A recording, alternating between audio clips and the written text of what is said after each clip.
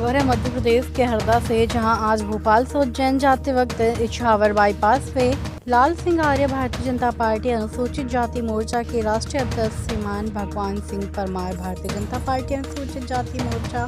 प्रदेश अध्यक्ष गणपत लाल डाबी, भोपाल संभाग प्रभारी अनुसूचित जाति मोर्चा प्रभारी हरीश कौशल, भारतीय जनता पार्टी अनुसूचित जाति मोर्चा प्रदेश कर समिति सदस्य भारतीय बेलदार जनजागरण नोनिया महासभा के प्रदेश अध्यक्ष मध्य प्रदेश कैलाश बागन, भारतीय जनता पार्टी अनुसूचित जाति मोर्चे की जिला अध्यक्ष सरन वाल्मीकि, भारतीय जनता पार्टी अनुसूचित जाति मोर्चा जिला उपाध्यक्ष शेवा यादव, मनोज भारती, लकी कौशल, प्रमोद कौशल, भारतीय बेलदार जनजागरण नोनिया महासभा के जिला अध्यक्ष कौशल मित्र मंडली द्वारा स्वागत एवं सम्मान साल श्रीफल से स्वागत किया गया। लकी कौशल उपस्थित रहे। हरदा से संवाददाता देवी सिंह तेजकर की रिपोर्ट।